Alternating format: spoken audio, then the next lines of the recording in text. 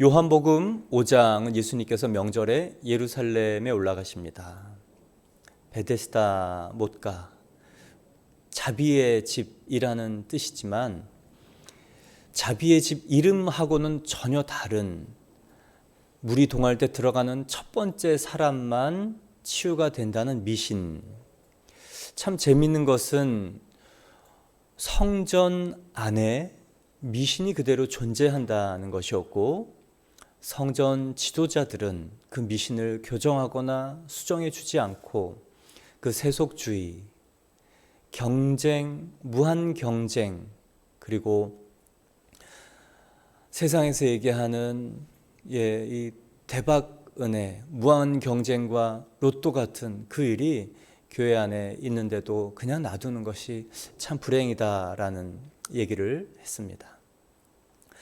근데 예수님께서는 그 38년 된 병자를 일으키죠. 일으킬 때 했던 말씀이 참 중요합니다. 내가 믿음이 있느냐? 이거 묻지 않으셨어요. 내가 의지가 있느냐? 요 의지가 담긴 그 질문, 내가 낫고자 하느냐? 오랜 동안 아팠기 때문에 이제는 옆에서 간호하는 사람도, 그리고 많은 사람들이 먼저 달려나가는 것을 보면서 실패감, 이 수포자가 된 거죠. 스스로 포기하고 절망하고 이제는 돈도 없고 또 죽지도 못하고 살지도 못하는, 그래서 오래된 그곳에 의지라는 것이 생길 수가 없죠. 그런데 믿음이란 인간의 의지, 주님께서, 하나님께서 우리를 하나님의 형상대로 만드실 때 영과 혼과 육으로 만드시고, 이 혼, 생각, 감정, 의지, 그래서 이 생각, 감정, 의지가 하나님을 향하는 그 믿음을 그 인격적 믿음이라고 여겨주십니다. 저는 믿습니다. 당신이 하나님의 아들인 것을 믿습니다. 하나님의 아들인 것을 알고 제 감정은 정말 주님이 주님이신 것을 압니다. 그러나 따라가려는 의지가 없는 사람들을 군중이라고 예수님은 말씀하셨어요. 어떤 사람은 당신이 하나님의 아들인 것이 맞습니다. 그런데 저는 당신과 정말 같이 하고 싶지 않고 나를 내버려 두십시오. 이게 귀신이 예수님께 했던 말입니다. 정말 예수님이 원하셨던 참 믿음, 이란 내 생각, 내 감정, 내 의지로 예수님을 따라가는 한 걸음 내딛는 행동까지가 바로 믿음의 범주 안에 들어가는 자유의지의 선택. 여러분, 이것이 하나님께서 인간에게 주신 가장 고귀한 선물입니다. 그래서 38년 된 병자, 이제 소망이랄 게 있습니까? 소망이 없는 사람은 의지가 없어요. 그래서 그냥 포기합니다. 앞이 안 보이는 사람은 자기를 일으켜 세워야 할 힘이 없는 이유는, 이 의지가 없는 이유는 일어나 봤자 소망이 없기 때문에. 그런데 성경을 보면요, 사람이 의지가 생겨요. 왜 그런지 아세요? 성경은 소망의 책이에요. 하나님께서 인간을 향한 소망, 기대, 그리고 그 소망의 일, 또 생명의 일, 그래서 성경을 보는 사람들마다 마음이 일어나요. 마음이 회복이 돼요. 주저앉아 있던 자리들이 나도 이렇게 될 수 있을까? 나도 이렇게 될 수 있을까? 나도 이렇게 하나님께서 치유해 주실까? 치유해 주신 다음에 하나님께서 나에게 무슨 일을 맡기실까? 기대가 생깁니다. 제가 20대 예수님을 거역하고 거부하던 그때 정말 심한 절망에서 성경책을 보았을 때 매일매일 제가 이게 사실일까? 사실이어야만 나에게도 희망이 생기는데 예수님은 과연 진짜 역사적인 하나님인가? 그리고 과연 하나님이 그 일을 신약의 복음서에 많은 사람에게 행했던 그 일처럼 나에게도 행하실 수 있을까? 나를 아실까? 근데 그 두 가지가 정말 사실이었어요. 그리고 성경을 보는 내도록 나에게도 이것이 사실이었으면 좋겠다. 그래서 아침에 일어나면 성경을 보고 정말 이 사실이면 좋겠다. 그러면 나에게도 새로운 인생이 새로운 기대가, 새로운 기회가 주어질 텐데, 그리고 저녁 때는 아무 변화가 없는 나를 보면서 절망하고, 그런데 그것이 하루 이틀, 계절이 3번 바뀌고 1년이 되었을 즈음에 어느 순간에 자연스럽게 건강이 회복되고 소망이 차서 다시 내 앞에 있는 인생을 이제는 내 희망과 노력으로가 아니라 주님이 원하시는 그 삶을 살고 싶다는 작은 그 기도를 드리면서 섰던 것을 봅니다. 여러분, 몇 년을 의지가 없었느냐? 그거 중요하죠. 그 연수대로 되돌아와야 되기 때문에 절망한 연수가 깊을수록 되돌아오는 시간이 많이 걸려요. 그런데요, 성경은 켜켜이 시간을 대대로 2000년, 4000년 그리고 창조 타락 이후로 수많은 세월 소망의 시간이 적혀 있는 거기 때문에요, 그것이 한순간에 들어오면 아무리 오래된 절망, 아무리 오래된 이 의지 박약, 그리고 아무리 오래된 그 괴로움, 고통, 절망, 이게요 그냥 우리 안에 거쳐져 가고 새로워지고 그리고 우리를 일으키는 힘이 됩니다. 강력한 하나님의 의지가 있는 책이에요. 이 책, 강력한 하나님의 소망이 있는 책입니다. 그리고 강력한 하나님의 의지와 소망을 가지고 전적으로 순종해서 자기를 죽기까지 내버려서 순종하고 그리고 따랐던 강력한 예수 그리스도의 의지가 담긴 책이에요. 그래서 이 책을 읽는 사람마다 살아나요. 그래서 예수님께서 베데스다 연못 그 미신, 예수님께서 Almighty God이잖아요. 그 38년 된 병자를 들어서 물속에 던질 수 있잖아요. 그 정도는 예수님께 껌이잖아요. 근데 그렇게 일하시지 않습니다. 미신의 방법, 세속적인 방법, 무한 경쟁에서 1등하는 방법으로 예수님께서 이기지 않으세요. 일하시지 않으셨어요. 모든 사람을 희생자로 만들고 한 사람을 살리려고 예수님이 오신 게 아니고 한 사람을 희생시켜서 모든 사람을 살리시려고 오신 하나님의 어린 양이시잖아요. 그래서 그 사람을요, 내가 낫고자 하느냐, 일어나 내 상을 들고 걸어가라 말씀으로 고치셨어요. 물가에 던지지 않았습니다. 말씀으로 그 사람에게 일어나서 그 사람이 새로운 삶을 살 수 있도록 합니다. 여러분, 그래서 말씀만이 사람을 살릴 수 있는다는 이 3번째 표적, 예수 그리스도께서 하나님의 아들이심의 이 세메이온 표적을 보이시면서 말씀이 사람을 살린다는 것을 보여주시는 거예요. 그리고 그 사람에게 나중에 그렇게 얘기하시죠. 가서 다시는 죄를 짓지 말라. 여러분, 어떻게 사람이 죄를 안 짓고 살 수 있어요? 예수님이 다스리시면 돼요.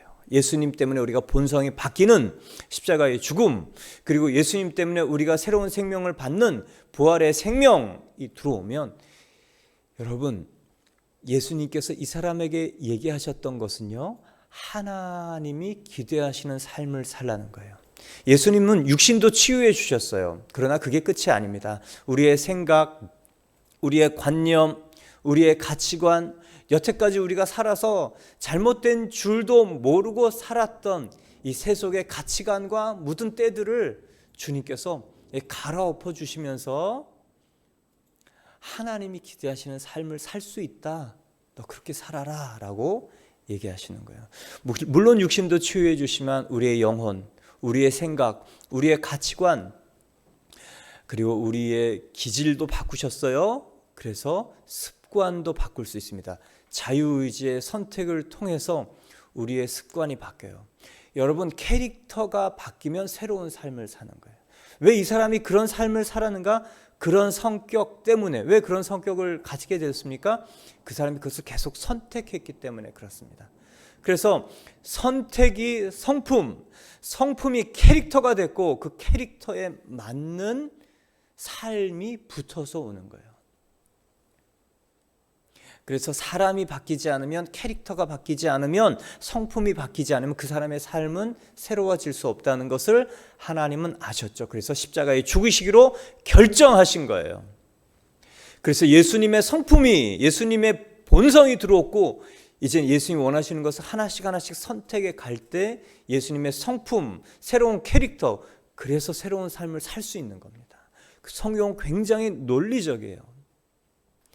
믿음이면 다 됩니까? 예, 다 돼요. 근데 그 믿음 안에는 거대 이성, 하나님의 논리, 인간을 만드신 초자연적 논리, 그리고 자연적 논리, 과학적 질서, 그 과학적 질서 이상의 하나님의 초과학적 이성이 들어가 있는 책이 바로 성경입니다. 그래서 성경을 읽고 묵상하고 그것으로 세상을 분별해내고 세상을 움직이려고 작정해서 나에게 쌓인 묵상이 있는 사람은 하나님께서 예수님에게 주신 이 권세, 부활 권세, 심판의 권세, 이게 이 안에 있다는 것 알아요. 예수님 때문에. 예수님이 이 안에 있어서 내 안에 부활의 권세가 있고 세상을 다스릴 권세가 있고, 그래서 이제 삶을 바꿔나갈 수 있는 겁니다. 세상의 구조를 바꿔나갈 수 있는 거예요. 놀라운 일이죠. 그래서 묵상은요, 신적 계시가 나에게 오는 일이에요. 삶에 그냥 작은 하나를 적용하는 것 아닙니다. 때로 세상 사람들은 명상만 해도, 명상하는 이 요가만 해도 삶이 달라진다고 하잖아요. 그 정도가 아니야. 이거는요, 세상을 만드신 원리, 그것이 나에게 적용되고 하나님의 원리가 깨달아져서 이거구나. 그런 사람에게 하나님께서는 다스리는 권세를 주십니다. 그래서요, 세상도 알아야 돼요. 세상의 원리를 알아야 돼요. 일반적인 하나님의 보편적인 법칙이 있습니다. 그리고 보편적인 법칙에서 위배된 세상의 논리가 있어요. 그것도 알아야 돼요. 그래야 바꾸잖아요. 그런데 중요한 것은요, 성경 안에서 하나님이 중요하게 생각하시는 법칙과 원칙, 원리, 이게 내 안에 말씀으로, 묵상으로 심겨진 사람은요, 권세를 갖는 겁니다. 로고스의 권세. 그래서 세상을 하나님이 다스리시듯 우리에게 맡기셨고, 그리고 맡기신 원리에 따라 다스릴 수 있는 사람이 되는 것입니다. 오늘은 그 일들에 대한 설명이 나와요. 근데 예수님께서 안식일에 고치셨다는 게 굉장히 이슈가 되거든요. 예수님이 근데 그 38년 된 사람을 안식일에 고쳤어요. 이 사람은 38회 동안 그 자리에 있기 때문에 월화수목 금토 어떤 날 고쳐도 돼요. 그런데 예수님이 굳이 왜 안식일에, 유대인들이 일하면 안 된다고 얘기했던 그 율법으로 금기시했던 그 일을 왜 안식일에 하셨을까? 예수님이 가르치시는 것 때문에. 안식일은 인간이 인간을 위한 율법을 지키는 것이 아니다. 안식일은 하나님이 기뻐하시는 일을 하는 것이다. 이렇게 얘기하시죠. 하나님께서 이제까지 일하시니 나도 일한다. 여러분, 안식일에는요, 하나님이 기뻐하시는 일을 하는 것입니다. 그것이 육신의 쉼, 평안이에요. 6일 동안 열심히 일한 사람, 쉬고 재충전하고, 무엇보다 하나님을 경배하고 예배할 때 우리 영혼육이 쉼을 받는 것입니다. 또한 안식일은 사람을 살리는 일이다. 예배가 사람을 살린다. 영혼을 살리는 힘은 예배에서 온다. 하나님을 경외하는 것이다. 하나님이 원하시는 건 사람이 살아나는 것이고, 하나님을 경외하는 것과 분리되지 않는다는 것을 예수님께서 말씀하신 것입니다. 근데 여러분, 이게 더 큰 화근이 됐어요. 불을 안고, 이 화약을 안고 불 속에 뛰어든 격이에요. 너 왜 안식일에 사람을 고쳤어? 이렇게 송사하는 유대인들에게 아버지께서 일하시니 나도 일한다. 아버지와 난 하나다. 여러분, 율법 모독만 해도 죽을 죄입니다.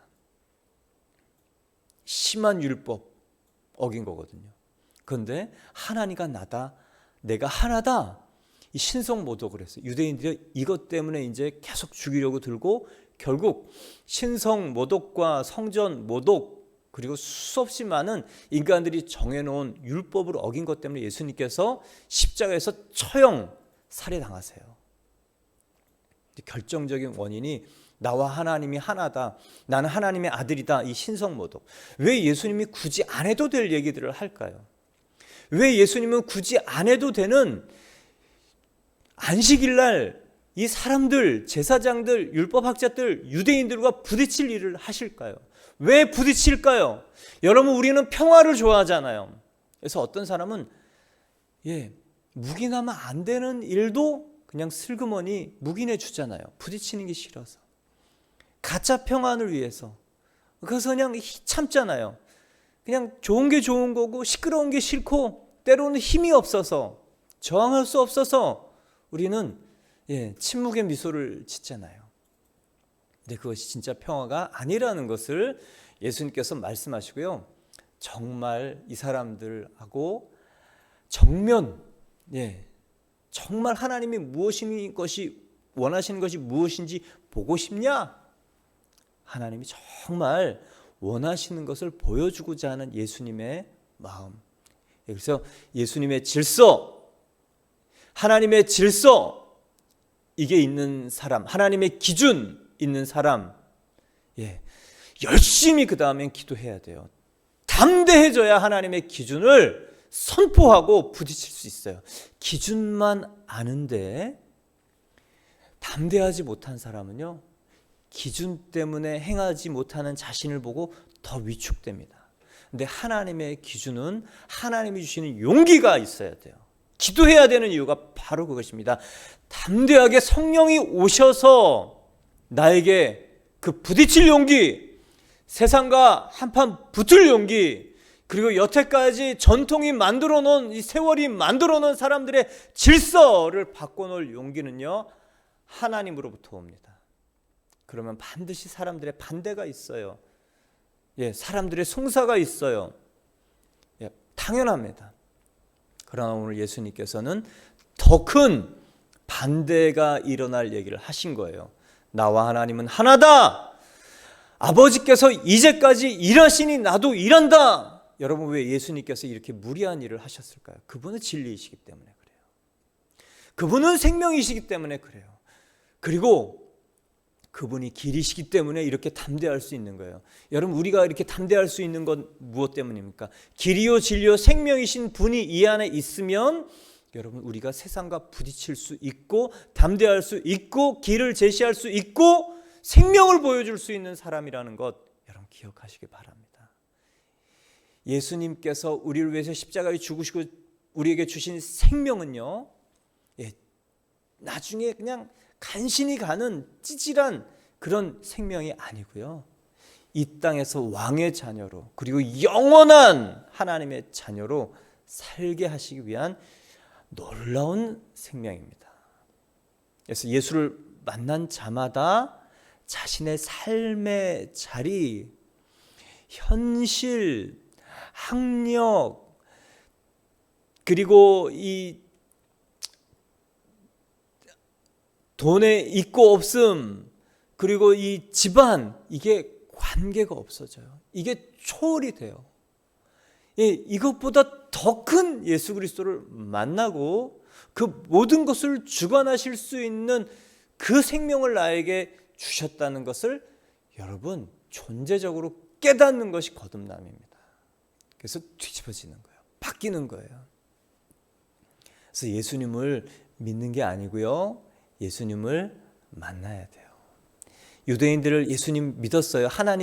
유대인들은 하나님을 믿었어요. 그런데 하나님이 무엇을 기대하시고 하나님이 무엇을 원하시는지 하나님은 만난 적이 없기 때문에 이 형식, 전통, 율법에 매여서 삽니다. 저 여러분이 정말 하나님을 만나고자 예수님을 보내주셨으니 예수님을 나의 주 나의 하나님으로 만날 때 우리에게 주신 모든 것이 하나님 나라를 이룰 수 있는 귀한 재료가 되는 것을 선포하고 간증하는 저와 여러분 되기를 축원합니다. 예수님이 이제 그렇게 일하시는 근거, 왜 무리한 일을 하시는가? 길이요 진리요 생명이기 때문에 자신이 있다 이거든요. 근데 오늘 본문에 보면 왜 그렇게 일을 하는가에 대한 근거를 설명해 주세요. 왜 주일에 사람을 살리는가? 왜 자신이 하나님과 하나라고 얘기하는가? 아버지께서 일하시니 나도 일한다고 얘기하는가?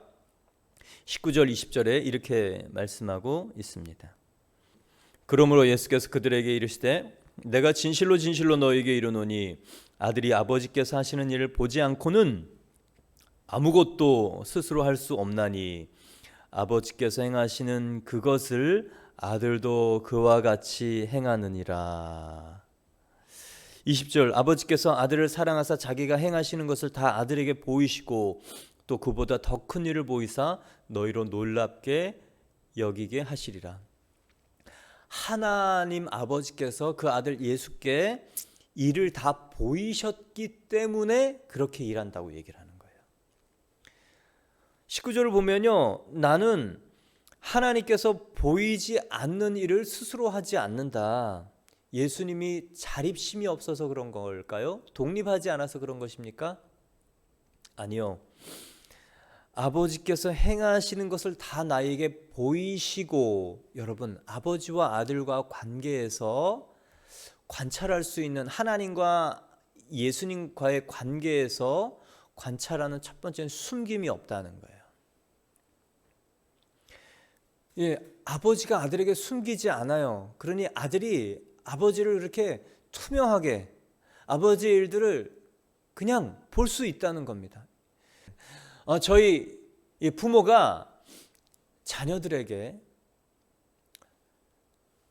모든 것을 공개할 수 있는 그런 깨끗한 삶, 투명한 삶, 이게 먼저 전제가 되어야 됩니다. 그래야 아들이 아버지의 일을 보고 그 다음 뭘 하냐면요, 신뢰를 하는 거예요. 내가 어떻게 벌어온 돈인데 이놈의 자식이 나가서 자존심 구기고 또 죄도 짓고 벌어온 돈으로 자녀들이 아버지의 말을 안 들을 때 아버지들이 그런 얘기 하잖아요. 내가 어떻게 번 돈인데 간 빼고 쓸개 빼주고 또 할 짓 안 할 짓 다 해서 벌어온 돈인데, 그런 얘기들을 심심치 않게 하기도 하고 듣기도 합니다. 그런데 정말 내가 일하는 모습, 내가 사는 모습 정말 자녀들에게 다 보여주고, 예수께서 하나님 아버지의 하시는 일을 보면서 존경, 무엇보다 그 존경과 목적, 사람을 살리는 목적에서 나오는 신뢰, 이게 예수님께서 하나님께서께로 발견된다는 거예요. 하나님께서 숨기지 않으시고 신뢰할 만한 일들을 보이심으로, 그러니까 예수님이 하나님을 신뢰해서 예수님이 하나님이 보이신 일을 하는 거예요. 그래야 자녀들이 부모에게 숨기지 않습니다. 예수님이 이렇게 일을 하시는 이유는 아버지가 일을 보여주시기 때문이거든요. 그래서 숨기지 않고 투명해서 신뢰가 생기고 존경이 생긴 거예요. 그리고 일하는 방법도 배우죠. 지금 우리는 그런 걸 조금 이해하기는 어려워요. 지금은, 예전에는 가업을 이어가는 세대가 있었죠. 주로 가내수 공업. 공업 시대는 이 가내수 공업, 그 전에 유목민은 아버지에게서 배웠고 또 농민도 아버지에게서 배웠고, 지금은 여러 직종이라 아버지와 아들이 다른 일을 할 때가 너무도 많습니다. 그럼에도 불구하고 여전히 공통적인 것은 가정에서 아버지가, 그리고 인품이, 일을 하는 방법이, 또 이 재산을 모으고 또 사용하는 방법이 자녀들에게 정말 존경받을 수 있고 또 신뢰받을 수 있다라는 것입니다. 그러면 하나님께서 예수님께 일을 보여주신 이유는 무엇일까요? 보여주실 수 있는 그런 한 가지 이유가 있다면, 예수님은요, 순종할 마음이 있었다는 거예요. 하나님은 투명하게 속이는 게 없어서 예수님으로 인해서 신뢰를 받을 수 있었어요. 하나님은 무엇을 기대하시고 예수님에게 일을 보여주실까요? 예수님이 그 일을 보면, 아버지의 일을 보면 신뢰하고 순종할 마음이 있다는 걸 아셨기 때문에 일을 보여주십니다. 첫 번째 오늘 묵상을 보면 하나님과 예수님과의 관계에서는 이 아버지와 아들과의 관계가 신뢰, 투명함, 또 존경, 그리고 아들은 순종.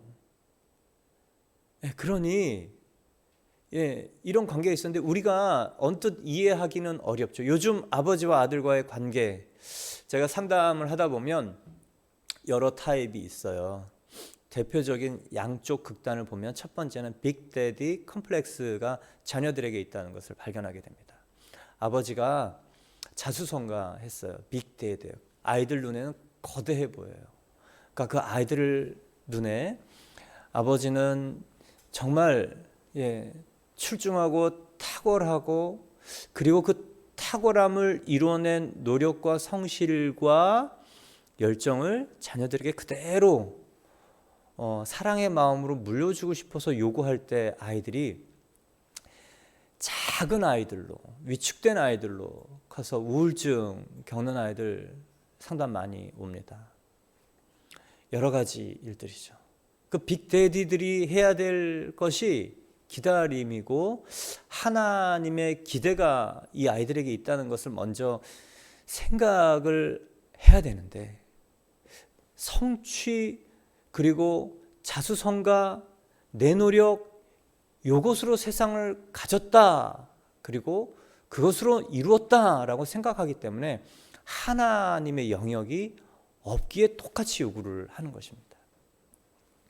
그 자녀들이 청소년 시절 그리고 초기 성인 우울증, 20대 중반까지는 굉장히 힘든 아이들이 많아요.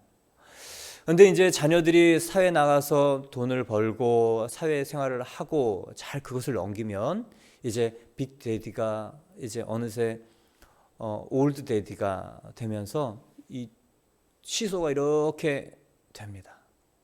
그러면 그때 자녀들은 40대 자기도 자녀를 낳고 아버지를 이해하고, 그때 진정한 아버지와의 화해가 되기도 하고, 아니면 아버지의 장례식 때 할 수 없이 찾아와서 그냥 그렇게 끝내는 자녀들도 굉장히 많습니다. 그런가 하면 또 한 반대 극부는 자녀들에게 이 메시아 컴플렉스, 이 슈퍼맨 신드롬이 있어요. 아버지가 집안을 책임을 안 져요. 무능해요. 술 먹고 또 돈 모으면 주색 잡기 하고 가정 잘 돌보지 않고, 그리고 돈을 벌려고 책임을 지지 않고, 엄마는 억척같이 일합니다. 그것을 본 자녀들은 열심히 자기 살 길을 열심히 찾아서 내가 책임져야 돼. 그래서 슈퍼맨 신드롬이 생기는 것이죠. 이 메시아 컴플렉스가 생기는 것입니다. 그래서 이 아버지와 아들과의 관계가 좋은 가정이 많으면 좋겠지만 그렇지 않은 가정이 참 많습니다. 그러다 보면 대화가 단절이 되고, 대화가 단절이 되면 당연히 오해가 생기고, 대화가 단절이 되고 오해가 생기고 소통이 안 되면 그러면 벽이 두꺼워지고 높아집니다. 근데 그 벽이요, 가짜 벽이에요. 가짜 벽. 그냥 허물 수 있는 벽이죠. 근데 평생을 안고 가는 사람들이 얼마나 많은지. 장례식을 해보면 장례식에 할 수 없이 그냥 형제들이 모여 있고 그 부모님 장례 앞에 그냥 와서 있는 가정들을 분위기만 보면 압니다. 달라요. 얼마나 안타까운지 모릅니다. 우리의 아버지와 아들과의 관계. 근데 그 심리학에서는 그 오이디푸스 컴플렉스라 그래요. 동성인 남성 자녀가 남성인 아버지에게 이 무의식적으로 갖는 이 적대적인 관계, 적대적인 감정. 심리학에서는 그렇게 설명합니다. 그러나 성경은요, 죄와 타락으로 인한 거역이라고 얘기를 해요. 인간은 누구든 죄로 인해서 타락해서 거역의 영이 있기 때문에 들이받는 거예요. 특별히 권위자가 되는 사람에게 들이받는 겁니다. 예, 내가 힘이 좀 생기면 들이받는 거예요. 예, 내가 돈을 벌 때까지는 수그리고 있다가 돈 벌고 자립하면 받는 겁니다. 그게 이제 우리의 계속적인 반복되는 거예요. 근데 때로는 아버지가 힘 있고 돈 있고 그럴 때는 우리가 수그려서 살죠. 뭐 이 핑계 저 핑계에서 돈을 받아내기도 하고 협박을 해서 받아내기도 하고 때로는 유산을 달라고 하는 아들이 있습니다. 성경에 그게 나와요. 탕자예요. 아버지가 살아있는데 돈을 달라고 끝까지 가는 거죠. 그런데 그 탕자 아버지가 줘요. 아버지가 살아있는데 유산을 달라고 하는 것은 아버지 죽으세요, 그 얘기거든요. 그 정도의 인격이면요, 아버지보다 돈이 나는 더 중요합니다. 당장 아버지보다 나에게 내 손에 돈이 쥐어지는 게 필요해요. 이 정도 인격이면 돈 주면 망가진다는 거 알까요, 모를까요? 아시죠? 예. 그런데 성경에서 그 탕자 아버지는 줍니다. 예, 그게 하나님 마음이에요. 왜요?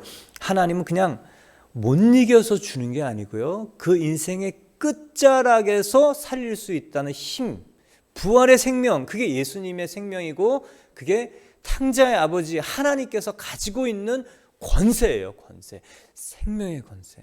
그래서 탕자 아버지가 그 주는 겁니다. 그래서 예수님을 만나면 이 가족들이요, 이제 조금씩 화해로 한 발 한 발 나가요. 이 거역의 영, 이 분리의 영, 이게 죄로 인해서 인간에게 생겨난 결정적인 거역과 분리라는 것이죠. 이제 이게 하나가 되는 것이죠. 화평이 되고 순종이 되고 이해가 되고, 그래서 기대가 되고 하나님이 일을 보여주세요. 여러분 가정은 어떻습니까? 저는 요즘에 아버지를 이제 가끔 보면 그때 안 하던 일을 합니다. 가서 이렇게 깍 안아드려요. 아버지가 이제 왜 그러냐고 이제 쑥스러우시니까 그렇게 하고, 그럴 수 있는 시간이 이제 얼마 안 남았다라는 것을 깨닫고, 그동안 나를 인내해주고 참았던 것을 제가 이제 깨닫고 나니까 그렇게 하는 것이죠.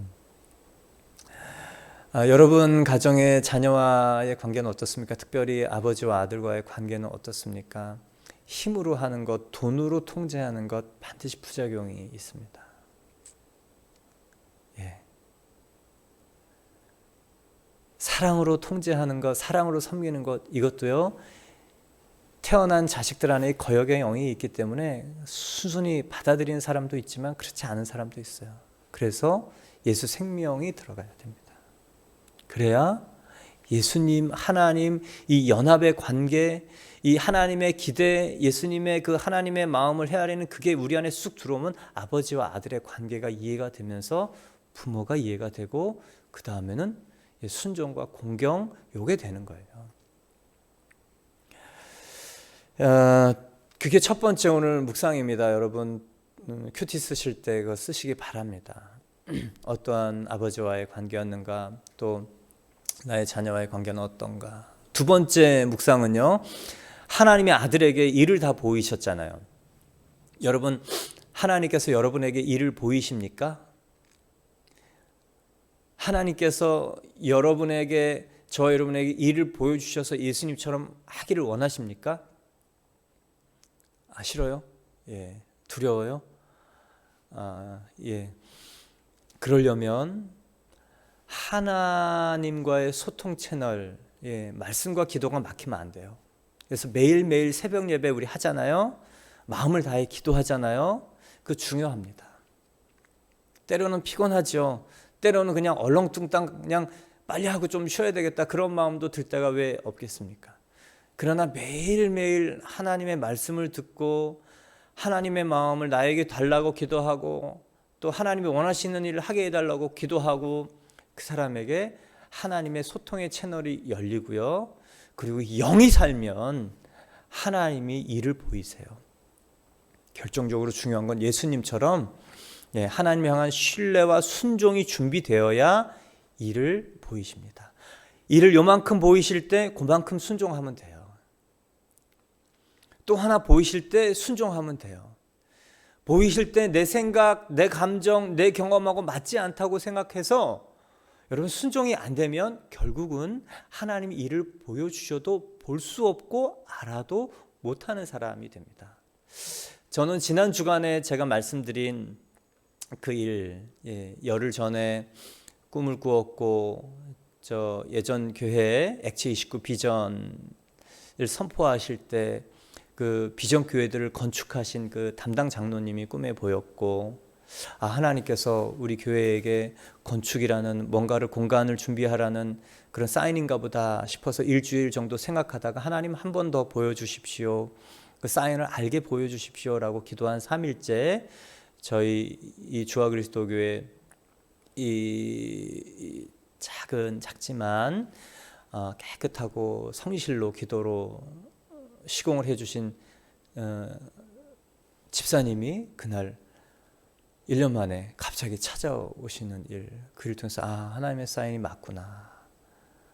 그리고 식사 때 점심시간에 그것을 나누고 한 권사님이 바로 부동산에 알아보고, 그리고 여기 중에서 가까운 교회와 가까운 곳에 큰 평수, 그런 평수 잘 나오지 않는데 그게 나와 있고, 또 바로 다음 날 계약을 하고 생각지 않은 그냥 큰 본당을 준비하게 되면서 하나님이 일을 하시려고 하는구나. 기대하는 마음. 제가 이런 걸 조금 나눴더니 토요일 날 여기 공부하러 오신 분은 목사님 저도 그렇게 살고 싶어요. 얼마나 설렐까요? 너무 재밌을 것 같아요. 목사님 너무 신기하고 정말 흥분되시겠어요. 그래서 제가 정말 기대도 되고 흥분도 되고 사실 주저도 되고 떨리기도 합니다. 하나님을 따라가려면요 가랭이가 찢어지더라고요. 예수님이 보이신 일을 하려니 가랭이가 찢어져요. 근데요 사람이 감당할 시험밖에 너에게 다한 것이 없다고 말씀하셨어요. 할 수 있는 것 요구하세요. 여러분, 하나님이 일을 보여주시기를 원한다면 하나님의 기준, 말씀과 기도, 그리고 순종훈련, 그리고요 하나님 일을 보여주세요. 내 인생의 최고, 최적의 일을 하고 하나님 앞에 설 수 있도록 보여주세요. 여러분, 그 기도는 누구든 해야 됩니다. 누구라도 최대의 일, 최고의 일, 최적의 일을 할 수 없을 수는 있어요. 그러나 그 기도는 누구라도 해야 되는 거예요. 그리고 하나님이 일을 맡기시고 쉼없이 하나님의 일을 감당하는 축복, 그것이 교회의 일만이 아닙니다. 사회에서, 영역에서, 사람들 속에 그 일을 기쁘게 하나님께서 맡기신 일을 하고 가는 것 축복이죠. 이제 예수님께서는 하나님이 일을 보이시기 때문에 그 일을 한다라고 얘기하는데요, 하나님은 일만 보이실까요? 아니요. 일만 주지 않고 권세도 주십니다. 오늘 본문에는 두 가지 권세를 주시는 게 나타납니다. 21절을 보겠습니다. 아버지께서 죽은 자들을 일으켜 살리심 같이 아들도 자기가 원하는 자들을 살리느니라. 21절 놀랍죠? 살리는 권세, 부활의 권세를 주신다는 거예요. 또한 25절에는 이렇게 말씀하십니다. 진실로 진실로 너희에게 이르노니 죽은 자들이 하나님의 아들의 음성을 들을 때가 오나니 곧 이때라. 듣는 자는 살아나리라. 예수님에게는 살리는 권세 주셨다. 부활의 권세를 주셨다. 일을 주시면서 하나님이 원하시는 일이 뭔지 아시죠? 여러분, 살리는 일이에요. 사람을 살리는 일이에요. 생명을 살리는 일이에요. 생명을 살리는 일은 육신을 치유하는 그 일보단 더 큰 일이에요.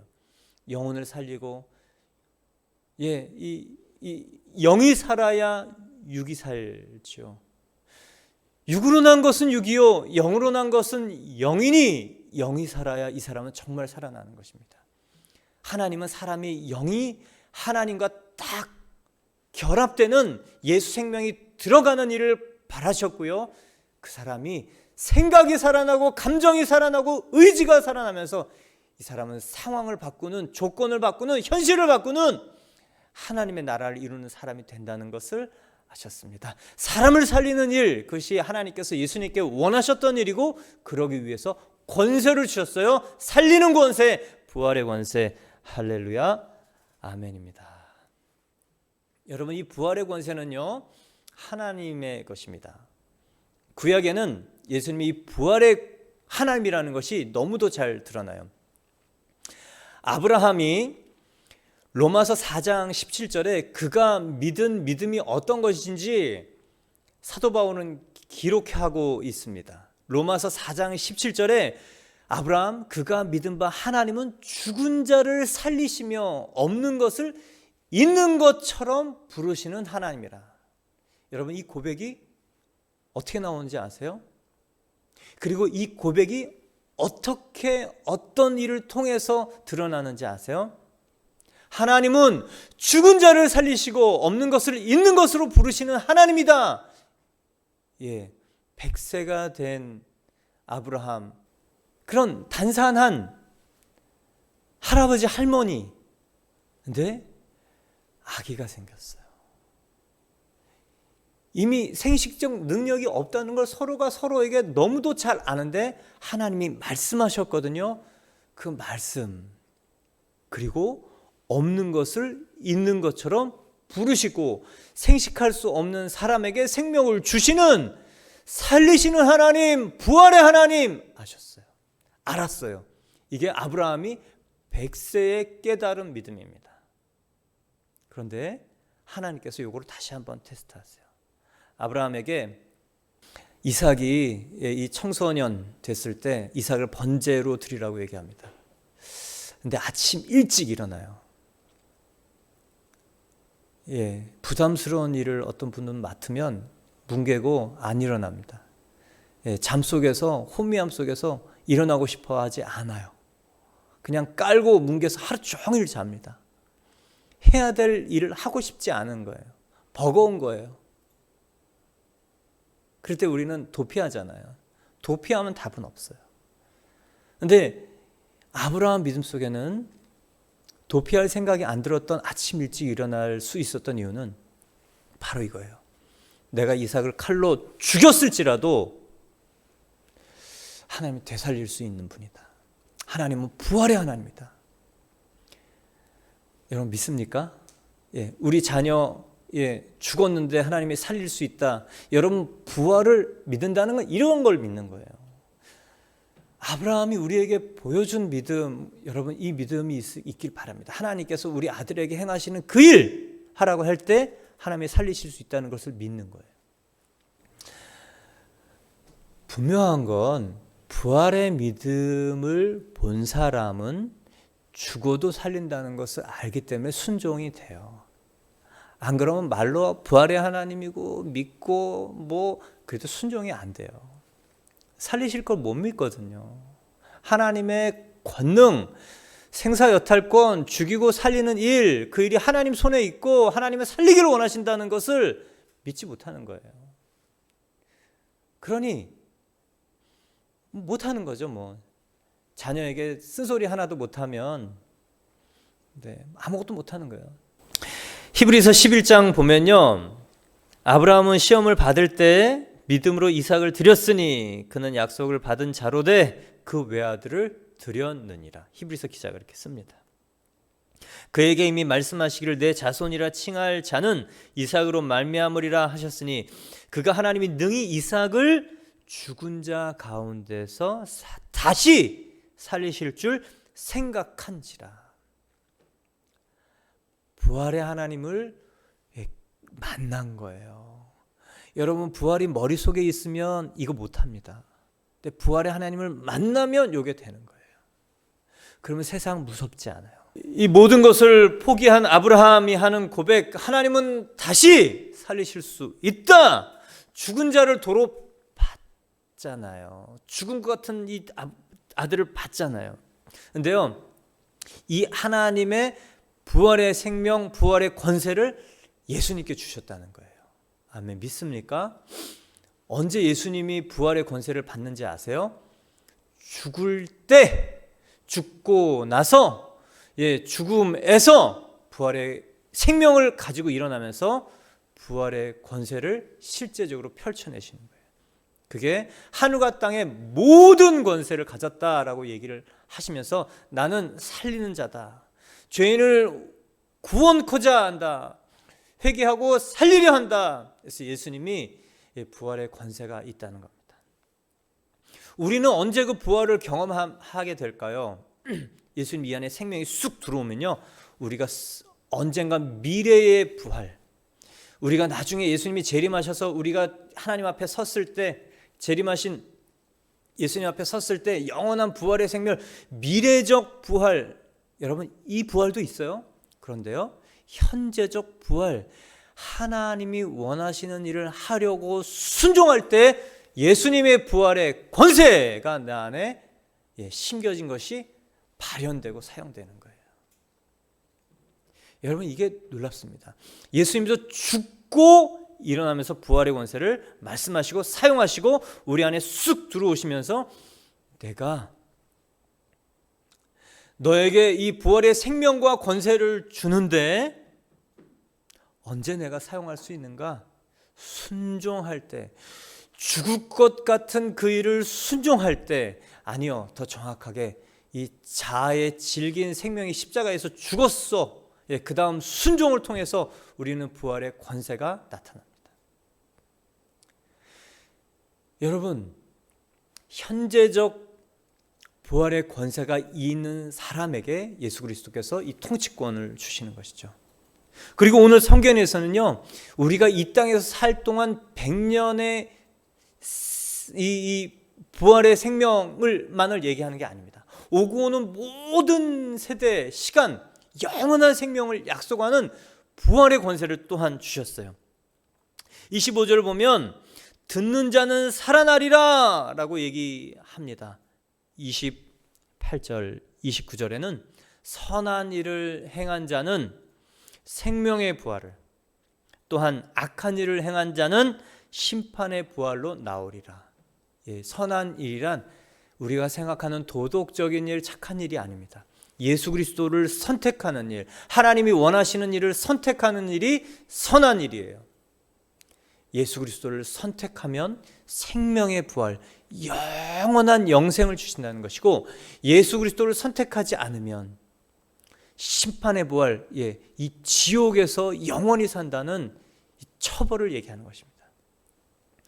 많은 사람들이 심판의 부활과 생명의 부활 알려줘야 됩니다. 목사님 그렇게 끔찍한 얘기들을 그렇게 해야 됩니까? 여러분 요즘 시대에 어떤 시대인 줄 아세요? 영성의 시대예요. 세상은 공중파는 귀신 얘기를 끊임없이 얘기합니다. 요즘은요, 할로윈 데이 예전에 우리 시대는 있지도 않았잖아요. 이게 어느덧 이 귀신 날이 버젓이 문화와 상품이 돼서 나옵니다. 우리 부모들 그것도 모르고 귀신 옷 입혀놓고 좋다고, 그 꽃갈 모자, 검은 망토 애들 그 입혀놓고 사진 찍고, 여러분 이 미신 속에, 이 귀신의 문화 속에 어느 순간에 아이들 안에는요, 이 귀신과 가까운 그런 이 심리적 거리가 생기고, 이 초월술, 또 이 거짓된 이 마술, 또 이 주술, 이 세계 슬그머니 급작스럽게, 그래서 공중파에서 귀신 얘기, 무당 얘기 굉장히 미화하고, 영화, 여러분 정말 아름다운 귀신 얘기를 만들어서 동경하게 만들잖아요. 그게요, 악한 세상이 사단에게 조종받아서 만들어내는 사단의 방법입니다. 정말 좋은 이 나니아 연대기처럼 생명의 글을 쓸 수 있는 사람들, 영화 감독들, 또 연출가들이 나왔으면 좋겠어요.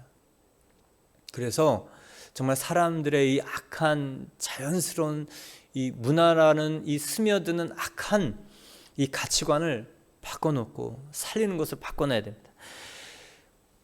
여러분, 세상은 요즘 이래요. 그런데 분명하게 우리가 알려줘야 될 것은 뭐냐? 이 신비적 그리고 미화된 다음 세대, 다음 세상 귀신 세계가 아니고요, 영원한 영벌과 심판이 있는 영생과 지옥이 있는 다음 세대를 알려줘야 됩니다. 목사님, 그렇게 두렵고 위협적으로 얘기하는 거 사람들 안 좋아하는데요, 여러분, 자녀가 브레이크가 망가진 자동차를 타고 이 비탈길을 간다고 생각해 보세요. 말리지 않을 부모가 어디 있어요? 말려야 되는 게 맞죠. 말 안 해주는 건 사랑이 아니잖아요. 우리가 그 일을 해야 되는 것입니다. 그래서 부활, 이것은요, 심판하고 연결이 되는 거예요. 현재적 부활과 생명이 우리의 삶과 연결이 된다면 미래적 부활은 영원한 심판, 영원한 생명과 영원한 저주와 연결이 되는 것입니다. 그래서 예수님은 부활의 권세 그리고 부활의 생명으로 우리에게 부활을 주셨을 뿐만 아니라 예수님은 심판의 권세도 있으세요. 그것이 22절입니다. 아버지께서 아무도 심판하지 아니하시고 심판을 다 아들에게 맡기셨습니다. 어떤 권세를? 심판을요. 그만큼 믿는다는 거예요. 왜 우리는요, 자녀들에게 맡기지만 관여를 하는 부모들 많이 보잖아요. 그건 당연하죠. 훈련이 필요한 기간은 관여를 해요. 그건 교육입니다. 기회를 주고 관여를 하고 관찰을 하고 교정을 해주고 더 큰 기회를 주고 슬그머니 빠져주고, 이 실수와 또 시행착오를 봐줄 수 있는 거리에서 관여를 하는 게 필요한 시기가 있어요. 그것이 청소년기입니다. 근데 성인이 되면 자기가 정서적 독립을 하고 경제적 독립을 했을 때 인정해주고 축복해주는 거죠. 근데 우리는 독립이 안 된 상태, 돈을 받아서 써요. 근데 자기 마음대로 하고 싶어요. 경제적으로 독립이 안 됐는데 관여한다고 뭐라고 해요? 그거는 독립하면 돼요. 여기 오시는 여러분들 중에 패턴이 있어요. 경제적으로 독립이 안 된 분들이 정서적으로도 독립이 안 돼 있는 상태를 봅니다. 의존적인 심리적인 마음, 그러니까 마음이 심리적으로 약해질 수밖에 없고 유리 멘탈이 되는 거고요. 사람의 이 눈치에 민감하게 움직이는 거고요. 자기가 하나님 안에 있는 자기가 생길 수가 없는 거예요. 그러니까 정서적 독립을 해야 돼요. 경제적 독립을 해야 돼요. 그래야 자기 주권이 생깁니다.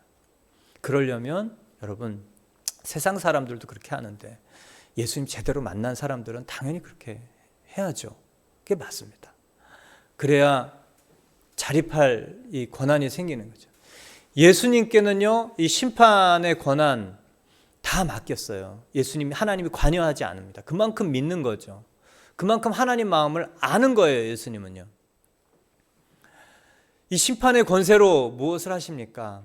이 부활의 일을 통해서 우리를 살리시는 일을 하실 수도 있고, 또 부활의 일을 통해서 믿지 않는 자에게 영원한 형벌이 가해지는 일이에요. 근데 그 일은요, 우리의 선택입니다.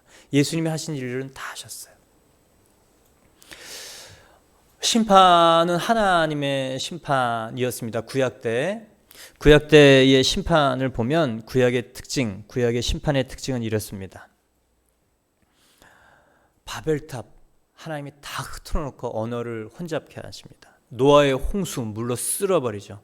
소돔과 고모라 불로 완전히 멸망시킵니다. 기근, 전염병, 외세의 그런 이웃나라의 침략으로 이스라엘을 다 이렇게 심판하셨어요.